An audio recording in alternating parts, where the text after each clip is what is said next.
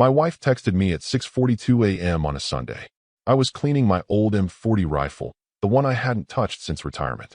The bolt was half disassembled, a cloth soaked in solvent in one hand, when my phone buzzed with a message that didn't even bother to blink twice.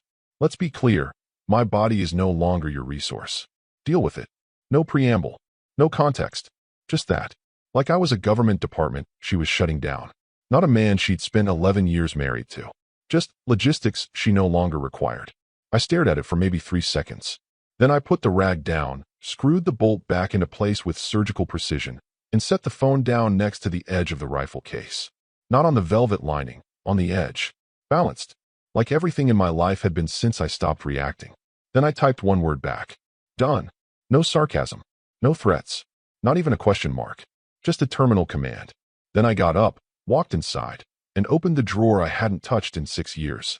The key had been hanging behind an old family photo of my dad. Vietnam vet. Sharp tongue, sharper memory. He used to say, never forget what someone shows you. Once is enough. Inside the drawer was a manila folder. Thicker than it looked.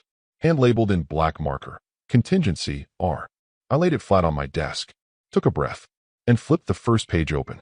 For the men out there still biting their tongues, still waiting for one more chance, let me offer you this. Silence isn't weakness. It's patience with a scope on it. Also, if you're still listening and not subscribed yet, I'll be real with you. Over 90% of you never hit that button. But it helps the crew here bring you stories like this. So if this hits home already, hit that subscribe. Let's keep going. The folder wasn't filled with petty things. No photos. No screenshots. Nothing you'd post to make strangers feel sorry for you. This was infrastructure. Every agreement. Every clause. Every ownership structure we'd built, especially around her brand, her products, and her public image.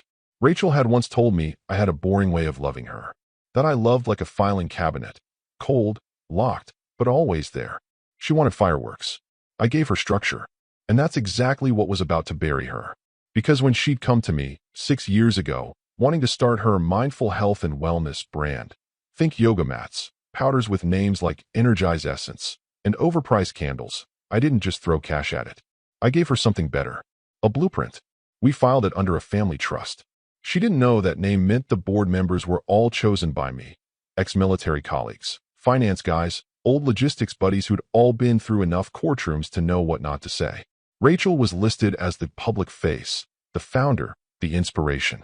What she didn't read, or didn't care to, was a clause in the operating agreement stating that any public declaration of marital breakdown would trigger a trust-level compliance audit to ensure brand continuity and ethical standard protection.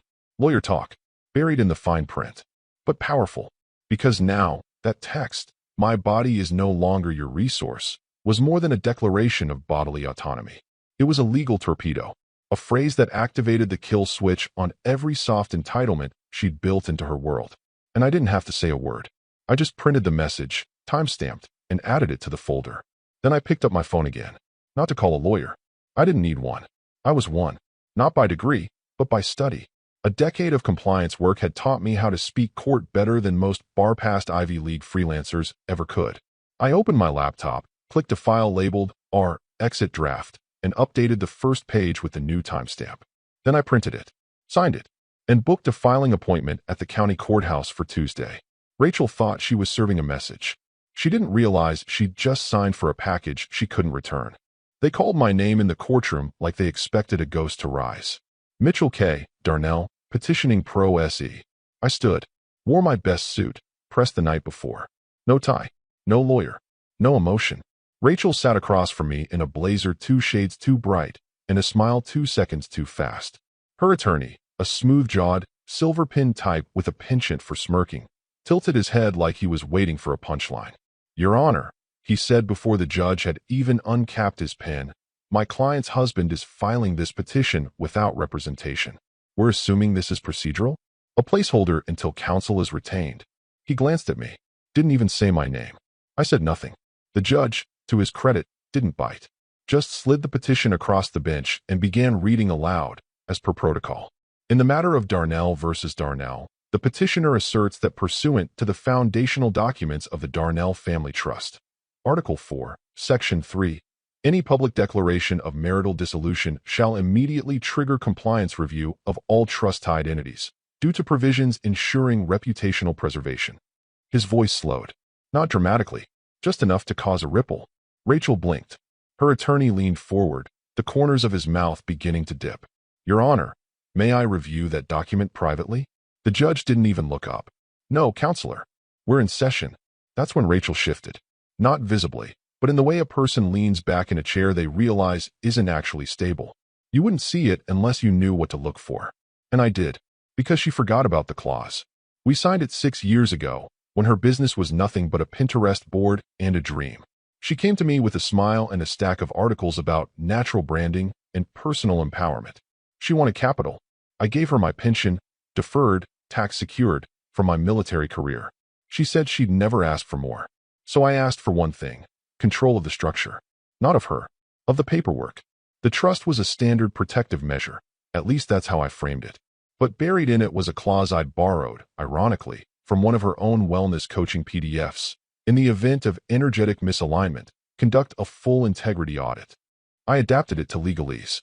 Worded it to say, if either party publicly disavows the marriage, the entire business structure must be audited for ethical alignment and continuity of trust. She thought it was symbolic. Cute. She laughed when she signed. Now it was Exhibit A, and her little text about her body no longer being my resource. That wasn't a feminist mic drop. That was a legally actionable declaration of marital breakdown. On a public device. Timestamped. Stored. Submitted. The judge flipped the page. Per this clause, the triggering event has occurred, and the trust enters a protective phase pending compliance verification. All assets currently disbursed under the business entity fall under administrative freeze until the audit concludes. Rachel's lawyer cut in again. Your Honor, if I may, this clause wasn't intended for enforcement. The judge looked up. Finally. Then why was it signed? And notarized? Silence. I sat with my hands folded. No reaction. See, I didn't need to win a debate. I needed the process to activate. Once it did, everything else moved on its own. The audit was automatic. The freeze was mechanical. The paper did what I never had to say aloud. Her lawyer shot a glare at me. I met it like a man looking at a malfunctioning printer. Annoying, but not my problem. Because I wasn't fighting her. I was just initiating a protocol she herself had authorized. And that's the part that started to sink in, for both of them. This wasn't a courtroom showdown. This was a compliance event. Rachel's brand, which she'd spent the last half-decade building on the backs of Instagram followers and weekend retreats with words like intentionality and sacred cycles, was now under legal lockdown. Not because I was angry, because she'd pulled the trigger with her own words. There were still 27 pages in the petition the judge hadn't read yet. He would. And by page 6, the smirking would stop. Rachel used to say she was the heart of her business. That her vision, her energy, her feminine alignment was what brought in the clients, the influencers, the morning show hosts with 2 white teeth and pre-written compliments. And maybe she was right. She could light up a room, speak in clean, curated phrases that made people feel like they were being seen, heard, elevated. She had that gift. She just never had the spine underneath it. That was my job. She wanted to build a clean wellness empire. But empires don't run on moon phases and hashtags. They run on contracts, inspections, licenses you don't get from Canva templates. When she first pitched Elemental Body, that was the name she chose after a weekend retreat in Sedona where a shaman told her she was a fire essence trapped in a water shell. She was high on momentum and low on facts. No supplier, no warehouse, no idea what FDA registration actually required. But I had contacts. Men and women I'd worked with in my military logistics days. People who had since moved into civilian compliance, import-export control, nutraceutical sourcing. Quiet professionals who didn't care about turmeric latte aesthetics. They cared about seals, documents, chain of custody, labels that wouldn't get flagged by the FTC. I made one call to my old colleague Halverson in Maryland. He lined up the supplier chain. Another to an old buddy in Virginia who ran QA inspections for domestic supplement facilities. The contracts were tight, and every single one was routed through the trust I'd already had set up for asset protection after my military retirement. She didn't ask about the paperwork. She just liked that her stuff was suddenly on shelves in boutique spas and online in sleek brown glass jars with earth-tone fonts. And the board? Never once in a photo. Never once invited to her launch parties. But they were real. 3 men and 1 woman. all of whom I'd handpicked. Not because they'd side with me, but because they understood how to disappear and still hold the switch. Rachel was listed publicly as the founder and CEO, but the voting rights? Retained by the trust. Revocable upon breach of brand alignment, which included reputational damage from any founding member. Her text? A direct hit to that clause. I watched the realization crawl across her face in court as the language was read out. Not dramatic, but unmistakable, like someone noticing a fire alarm blinking red in the corner of the room. You keep pretending you didn't see it until the sprinklers start. That clause was written with intention. I remember the night I added it, sitting alone in the office, rereading one of her social captions. My body is my source, not a shared asset. At the time, I laughed it off. Later, I translated it into legal policy. So when the trust received the court-acknowledged petition referencing her public disavowal of the marital partnership, it didn't need my input. It triggered automatic review, notification letters, pause on disbursements, internal messaging to all vendors flagged under potential risk. She wouldn't even see it until the first bounce-back email. And this wasn't just about money. It was about control. Rachel had built an empire on the illusion of ownership, of power, of her story, her terms. But the scaffolding was always mine. She just decorated it. Now, the scaffolding was pulling itself apart. Because a trust doesn't care about emotions. It responds to criteria, risk triggers, violations. And that's exactly what her text was. The irony? She'd posted a selfie that same week with the caption, "Built this from scratch." No one can take that away. She was wrong. I didn't have to take anything. She gave it away when she stopped reading. She gave it away when she decided her brand was bigger than the agreements behind it. She gave it away the moment she weaponized the language she never understood. And now, the thing she thought was her fortress was just a well-decorated paper wall, about to collapse. It started at the smoothie bar. Rachel tried to buy a $12 spirulina shot combo with some kind of ginger foam, swiped her Amex, and watched the screen flash. Declined. She laughed it off, loud enough for the cashier and the woman behind her to hear. That's weird. It's never declined. She pulled out her backup, her personal debit tied to the Elemental Body Business Overflow account. The one she used for spa days, influencer collabs, and those weekly infrared saunas she wrote off as brand alignment expenses. Declined. This time, she didn't say anything. Just muttered, "Let me check something," as she thumbed through her phone and walked out with a paper straw she didn't get to use. The first real crack wasn't the transaction. It was the silence from her banking app. Unable to refresh account data. Please try again later. At home, she logged into her brand's backend, expecting to see the usual rolling dashboard of numbers, Shopify orders, affiliate payouts, and influencer links. Instead, she saw one short, bright red banner. Payment processor activity suspended, pending internal trust compliance audit. No funds may be moved at this time. She called customer support. She never calls customer support. The rep was polite, almost too polite. Kept saying the same phrase. "We are unable to comment on internal trust audits. Thank you for your patience." That's when she called her lawyer. "I'm locked out," she said. Like actually locked out. Funds frozen. Processor frozen. Emails aren't going out to the mailing list. My account dashboard is showing red flags like we committed fraud. He replied with a smirk in his voice. "It's probably a glitch. Don't worry. I'll call their legal." He didn't sound worried. Yet, he made the call. Spoke to someone at the compliance desk at my former consulting firm, the same place I'd done back-end reviews for over a decade. The person who picked up the phone gave a name, then followed it with a phrase I once taught them personally how to say. "We cannot comment on trust proceedings, but thank you for verifying receipt of audit protocol." Click. Rachel's lawyer called her back. "Okay, there's definitely some activity on their end, but they're stonewalling. I'm filing a motion for clarification tomorrow. Should be routine." But Rachel didn't hear the word routine. She heard activity, and audit, and trust. The same trust she once brushed off as Mitchell's legal safety net. She opened her email. Nothing from her vendors. No updates from the newsletter team. Just one message from her brand's fulfillment warehouse. Deliveries paused pending review of contractual authority. She read it 3 times. Contractual authority? She was the CEO. She was the brand. But suddenly, her signature didn't carry the weight it used to. And what she didn't realize, what she couldn't have realized, is that the dominoes weren't falling randomly. They were falling in the exact order I designed. That trust? It wasn't just a financial structure. It was a behavior-triggered system. Silent unless prompted. Automatic once tripped. And the triggering language? She'd texted it. publicly. When the clause activated, it didn't freeze her. It froze the entity. That meant accounts, vendors, shipping schedules, domain auto-renewals, licensing reviews. Everything locked under the umbrella of trust-secured activity. She tried to post to her 60K followers. Her app glitched. The caption wouldn't publish. She logged in via desktop. The admin credentials had been reset. She called the IT manager, on contract through a third-party vendor. He apologized, said he received a suspension of access notice signed by the board. She screamed, "You know me. I am the board." He said nothing, because Rachel finally realized something. Being the face of something isn't the same as being its foundation. And the foundation was no longer taking her calls. The next morning, she woke to 4 emails, 2 voicemails, and a text from someone she hadn't spoken to in over a year, an old supplier rep from Idaho who once gifted her hand-painted chakra stones at a wellness expo. The email was short.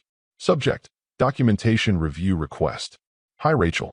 We've been contacted by internal audit counsel regarding discrepancies in the compliance paperwork for SKUs 1142 through 1189, specifically around labeling, authorization, and contract renewal signatures. Please advise who currently holds operational signatory control. We've been asked to route all updates through the trust compliance desk, not your office. She didn't even make it through the second paragraph before she swore out loud and dropped her phone into her turmeric oatmeal. The second message came from a marketing partner who used to fawn over her Insta lives like a teenage groupie. Now he was texting like she was radioactive. Hey Ratch, quick cue. Why is the FDA's secondary license for elemental supplement line under a compliance agent named Halverson? He's not on your site anymore. We just need to confirm the chain of custody before we greenlight the second quarter ad buys. Halverson, my old friend, retired Navy, now full-time shadow. She had met him twice, called him Mr. Spreadsheet, and rolled her eyes. He held her product line in his inbox. But the real slap came at 11:07 a.m. in a sterile email from a national chain she'd been publicly teasing a rollout with, just 6 days away. Dear Rachel, due to unresolved documentation queries regarding proprietary sourcing and trust governance review, we are pausing the onboarding of elemental body products pending confirmation of operational authority. We appreciate your understanding. Her hands were shaking when she read it. Not from fear, from confusion. She hadn't said anything publicly beyond that one text. She hadn't posted rants, hadn't thrown a tantrum online. Mitchell hadn't, either. He'd gone silent after court. No interviews, no tweets, no leaks. So how was this unraveling so fast? She didn't understand that silence is a language, and Mitchell had been fluent for years. Because all of her empire, every single connection she had bragged about at influencer retreats, at dinner parties, in her endless podcasts about building legacy with integrity, had been formed on paper that he drafted, through contacts he vetted, platforms he set up. She never bothered to learn how any of it worked. She just made it look good. And now, one by one, those same contacts were quietly pulling their hands away. Not with outrage, not with drama, just professional distance. Because they were all rereading their own contracts, digging through the email chains, checking the fine print on the service-level agreements, and seeing his name. Or worse, seeing no name at all, just the trust's signature block, with a clause that now meant something different. One of her brand's formulation partners, usually too friendly by half, left her a voicemail that was practically forensic. Rachel, we've had 2 separate inquiries about document trail legitimacy from your trust's audit desk. If there's been an ownership transfer, please confirm chain of command. Otherwise, we'll have to freeze development until clarity is restored. Sorry, she didn't even know what half those words meant anymore. And that was the point. She had spent years convincing herself she was the architect. She wasn't. She was a tenant. And the landlord had quietly revoked access. What made it worse was the absence of noise. Mitchell hadn't posted a single thing. No gloating. No angry counters. He wasn't leaking anything. The documents were. And they weren't whispering. They were screaming. Not to the public, but to the back end. To the vendors. To the accountants. To the regulators. All of them realizing she didn't actually own what she said she did. She just looked good holding it. Now, she was standing alone in a building with no keys, no authority, and an inbox that was slowly turning cold. Rachel stormed into the elemental body headquarters at 8:31 a.m. in heels she hadn't worn in months and a blazer she used to call her boardroom armor. The staff recognized the look on her face, the don't talk unless you want to bleed look. Phone slid into pockets. A junior manager slipped into the bathroom to avoid eye contact. She pushed open the frosted glass conference room door, expecting to find chaos. Instead, she found a meeting, already in session. 5 people seated, calm, focused, quiet. 3 men, 1 woman, and an empty 5th chair at the far end of the table with a single sheet of paper laid neatly in front of it. Her chair. No one looked surprised to see her. In the center of the table sat a recording device. Active. A red light blinking slowly. The woman at the head of the table, Sandra, one of the trust's compliance officers, looked up and said in the same tone one might use to acknowledge a weather update. "We're in closed session. You'll need to wait." Rachel's voice sliced through the air. "This is my company." Sandra didn't flinch. Instead, she read aloud, as if Rachel hadn't spoken. Pursuant to Article 6, Section D of the Elemental Body Operational Charter, Ms. Rachel Darnell has activated clause-level review by publicly disassociating from the founding structure, thus suspending all autonomous executive functions pending outcome of audit. Rachel's jaw tensed. That clause doesn't apply here. That's for financial misconduct or... It also applies to material reputational harm to the trust, Sandra interrupted. As explicitly defined in Exhibit G, which you signed on March 14, 2019. Your statement, and its corroborating timestamp, fall within those parameters. Rachel's hands curled at her sides. "Where's Mitchell?" "Not required for this session," someone else said without looking up. The door opened behind her. Her attorney, Nolan, walked in, tie half straightened, coffee stain blooming down his sleeve. "Sorry, parking was... Wait, what the hell is this?" Sandra slid a printed agenda toward him without getting up. Clause-level review per trust bylaws. Governance and suspension. Authority delegated to temporary oversight panel until legal resolution. Nolan scanned the first page. Paused. "Read slower." "Absolutely not," he said. "This is a hostile action. You're exceeding scope. My client retains controlling interest." "Incorrect," Sandra replied. "Your client retains public presence. Controlling interest resides in the founding trust, whose bylaws you are evidently unfamiliar with." Nolan's face flushed. "You're redefining terms." "No," she said, leaning back. "We're applying them." Rachel's gaze darted around the room, waiting for someone to side with her. No one met her eyes. Because these weren't the yoga instructors and content creators she brought on for authenticity. These were Mitchell's people. Quiet, paper-wielding, fluent in every clause she skimmed over. "You don't understand how this will look," she said, grabbing at something, anything. "I've built this brand. People follow me. I'm the reason Elemental is worth anything." A man across the table, older, with a Veterans Affairs pin on his lapel, replied calmly, "That may be true. But value built on structure remains with the structure. You were never the structure." Nolan stepped forward. "I'm demanding executive session. My client has a right to be heard." Sandra shook her head. She had the right to abide by her agreements. She chose otherwise. Authority lies where the bylaws place it. Rachel slapped a palm down on the table. "So what? I'm a ghost now? I don't get a say in the brand I made." "You had a say," Sandra said, closing the folder in front of her. "You texted it to him." Silence. Then someone, one of the others, maybe Halverson, added, "You're not being erased. You're being reviewed." That's what clause-level activation means. Rachel turned to Nolan. "Fix this." But Nolan looked at the agenda again, at the signatures already at the bottom, the timestamps, the unflinching posture of people who'd been briefed, prepared, and signed off well before they walked in. I'll file a counter motion," he mumbled, already knowing it was too late. Because power isn't what you post, or what you wear into a room. It's who owns the table. And Rachel just realized the table had never been hers. Court resumed on a rain-slick Tuesday, the kind of gray morning that makes everything feel quieter than it should be. Rachel arrived first, flanked by Nolan and another junior associate. This one with a laptop, 3 legal pads, and the look of someone hoping not to be noticed. Mitchell entered 5 minutes later. Alone. No papers. No laptop. No visible folder. He wore the same suit as last time, same calm face. He took his seat, crossed one leg, and folded his hands in his lap like he was waiting for a train, not a verdict. Rachel didn't look at him. Nolan did, though, and for a split second, his confidence faltered. Then the show began. "Your Honor," Nolan started, standing with practiced solemnity. "We intend to demonstrate that the petitioner's actions constitute a long pattern of emotional abandonment, financial coercion, and power imbalance within the marital structure." He motioned to Rachel, who gave a small, performative nod. "Mrs. Darnell, Excuse me, Ms. Darnell, entered this marriage at a significant age and financial disadvantage, trusting her husband to support her dreams. Instead, we believe he used his legal experience to embed predatory clauses and strip her of what she rightfully earned. The judge did not respond. He simply turned a page in the binder Mitchell had filed weeks ago. Before we continue, the judge said, not unkindly, I'd like to enter Exhibit B into the record. Rachel straightened. Nolan looked up from his notes. The clerk walked the document over. A single page, thick with legalese, under a standard elemental body letterhead dated 5 years prior. The judge began to read.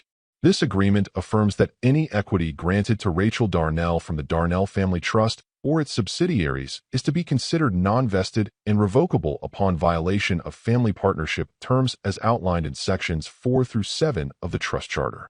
Any breach, material, reputational, or structural, will result in immediate reassignment of said equity under clause-triggered default ownership.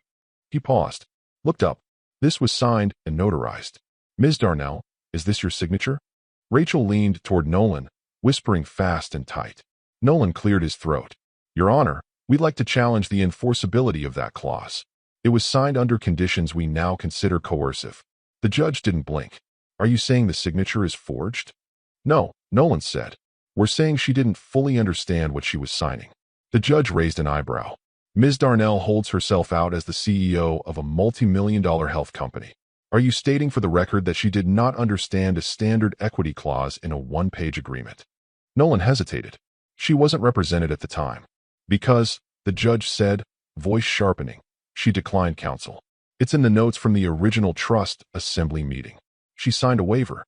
Right here. He flipped the page, held it up. Rachel stared. Her mouth opened, but nothing came out. Mitchell didn't move, didn't blink, didn't speak. He didn't need to.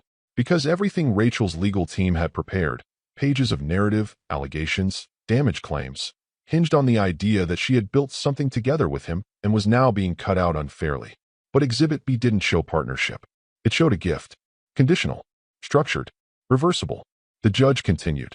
The triggering event in question, the text message sent on April 3rd at 6:42 a.m., stating, let's be clear, my body is no longer your resource. Deal with it, meets the definition of reputational disassociation under the language of the clause. Nolan raised a finger. We object to that interpretation. On what grounds? He blinked. Subjective context. Emotional language. The judge stared. You're objecting to the meaning of a direct sentence? A sentence your client has since confirmed publicly, in interviews and on record? Silence. Rachel stared down at the table. And for the first time since this began, since her declaration, since the smirks, since the quiet smolder of control, her posture broke. Because it had finally sunk in. Every page she hadn't read. Every clause she called just legal stuff. Every trust meeting she skipped to attend a podcast interview. Every gift she accepted without question. They were here now, lined up like bricks, forming a wall she couldn't get past. The judge turned to Mitchell. Do you wish to make a statement, Mr. Darnell? Mitchell looked up slowly. No, Your Honor. And that was it. Because when the structure is sound, you don't need to shout. You just let it stand. It started as a throwaway post on a niche divorce support forum, a late-night rant thread titled, When They Pretend It Was All Theirs. The user posted a screenshot of the now infamous text, blurred out Mitchell's name, but left the time and phrasing intact. The caption read, She built a wellness empire. He built the infrastructure. This is how she told him it was over. Below it, the text message. Let's be clear, my body is no longer your resource. Deal with it. At first, the responses were predictable. Eye rolls, sympathy, a few jaded takes from people who'd been through similar endings. But by morning, someone had reverse image searched the text font. Then another found a podcast clip where Rachel read that very phrase as part of her post-empowerment mantra on a show called Vibrate Higher with Crystal Dawn. From there, it took less than 36 hours for the digital trail to converge. Her name, her brand, her wellness page. And suddenly, the story wasn't on a support forum anymore. It was on Twitter, Reddit, TikTok. Side-by-side comparisons of her glowing brand bio, built from nothing. Woman-owned, rooted in honesty. Next to screen caps of the court petition excerpts leaked by someone who'd clearly sat in that courtroom. Not Mitchell. He hadn't said a word. It was a former assistant, someone she'd laid off via email with a one-line message during a branding reorg. The assistant had kept notes, dates, PDFs, and a petty grudge seasoned perfectly for the internet. She didn't drop nukes, just facts. Attached to the viral thread was a single note. Y'all should know who really built Elemental Body. Look up the trust documents. Public filings are free. Pay attention to the dates. That was all it took. Now, her Instagram wasn't filled with affirmations and sponsored retreat posts. It was flooded with comments. Is this how you treat your business partner? Wait, didn't he fund the entire launch? So you borrowed his pension, then ghosted him with that text? Explain the trust clause. Why are all your product licenses under someone named Halverson? Rachel started deleting comments. But you can't mop a flood. Screenshots spread faster than she could hit delete. Her followers, mostly women who thought they were watching a self-made spiritual entrepreneur, were now questioning everything. And then the sponsors noticed. One by one, emails came in. In light of the emerging controversy, we're pausing the partnership until further clarity is provided. Our legal has advised us to remove your links until ownership structure is confirmed. An influencer she'd partnered with 3 times, a fitness coach with 1 million YouTube subs, posted a blunt story. I just found out I've been selling a product line built on a lie. That's not okay. Affiliate link removed. Sorry to everyone who bought. Rachel tried to spin it. She posted a reel, carefully lit, softly spoken, using the soothing green background she reserved for crisis. I want to acknowledge that relationships are complicated, that sometimes people's truths don't align, and that healing means reclaiming our power. It was a masterclass in saying nothing. The top comment? Just say you screwed over the guy who built your business. The second? This isn't healing. It's PR. She tried one more tactic, a carousel post of handwritten notes, vintage photos, a picture of her and Mitchell at their first trade show. The caption read, "Growth means letting go of what no longer serves you." People weren't buying it anymore. Because the screenshots didn't lie. Because the filings were real. Because her text, once a private jab cloaked as empowerment, had become evidence. And once it was out there, it wasn't a statement of strength. It was a confession. The comment sections turned. Her DMs went quiet. And through all of it, Mitchell said nothing. He didn't have to. The truth wasn't just leaking. It was trending. By the time Nolan filed the emergency motion, even he knew it was a dead sprint into a brick wall. But Rachel was unraveling fast, and he needed to be seen trying. That's how lawyers like him survive reputational implosions, performing effort like theater, just in case anyone's still watching. The motion was typed in a flurry, alleging procedural misconduct, reputational sabotage, covert asset disenfranchisement, and a dozen other phrases meant to sound surgical, not desperate. But the judge wasn't biting. They all gathered again. Third time. Same courtroom. Smaller crowd. No media. No fanfare. Just fallout. Rachel sat rigid, eyes locked forward, face void of color. Her brand was now under formal audit. Vendor contracts suspended. Affiliate codes pulled. Multiple sponsors had issued quiet cease and desist notices. Even her email list had been flagged as in dispute by their CRM vendor. She had become untouchable. Not scandalous, just radioactive. And now she was here, clinging to a last hope that the judge might see Mitchell's actions as too sharp, too premeditated, too cold. Nolan stood with the confidence of a man who knew he was bluffing into a hurricane.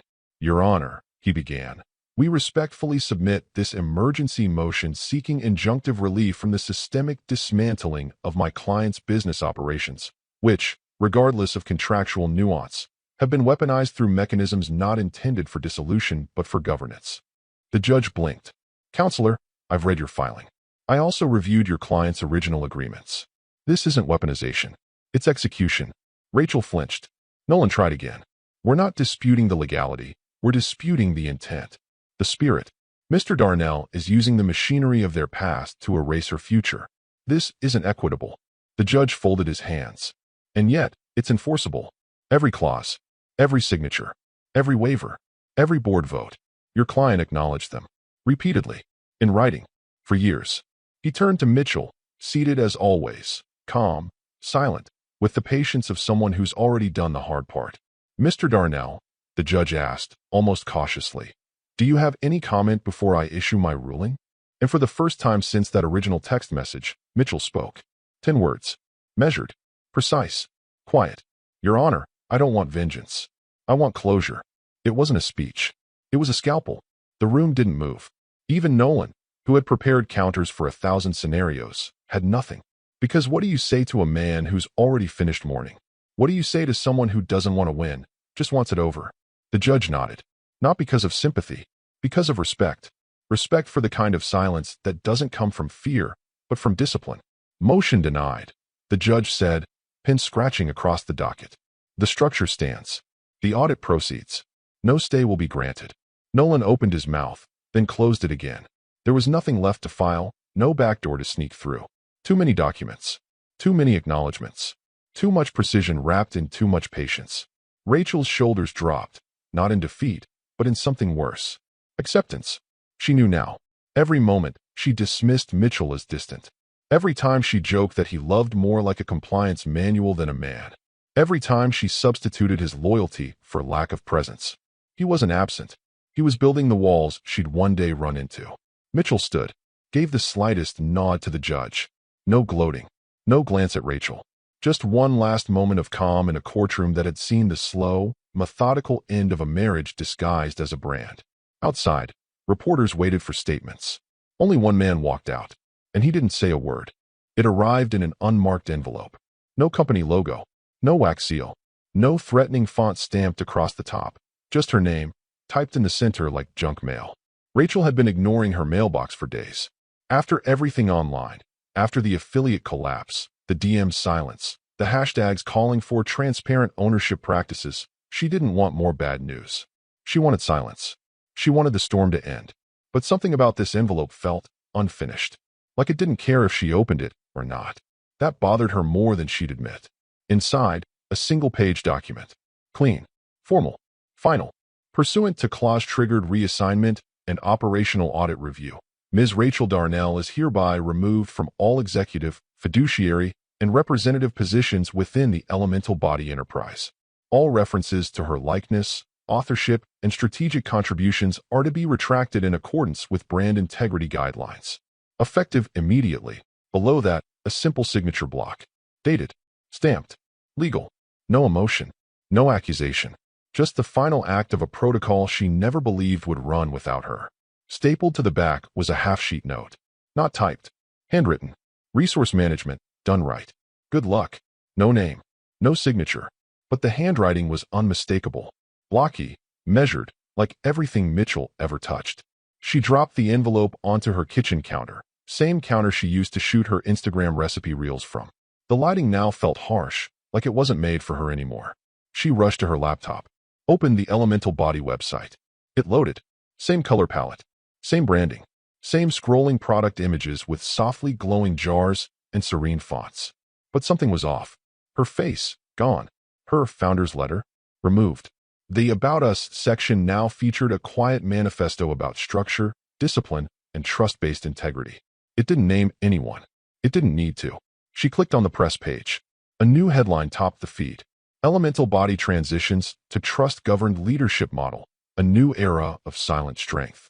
The irony twisted like a knife. She searched her name. Nothing. Not scrubbed. Never there. She tried to log into the back-end dashboard. Access denied. She tried her admin Gmail. Password incorrect. She clicked Forgot Password. The recovery address? Deleted. She opened her banking app. Authentication failed. She tried another. Error. The accounts had been under the business umbrella. Business tied to the trust. Trust now under full lock. She'd assumed, until that very moment, that there'd be something left. A fallback. A fragment. A whisper of ownership she could cling to, resurrect in a memoir or podcast someday. But there wasn't. Because Mitchell hadn't destroyed her. He'd deleted her. Not from anger. From the system. Like you would a bad line of code. No alerts. No drama. Just gone. She sat back in the same chair where she'd once filmed her Conscious Divorce series, smiling with that polished vulnerability, talking about release, empowerment, abundance. Now she just stared at the wall. Not crying. Not panicking. Because there was nothing to fight. No villain. Just a silence that stretched long and permanent. The kind of silence that doesn't ask for attention. The kind that says, you were never in control. You were just renting space.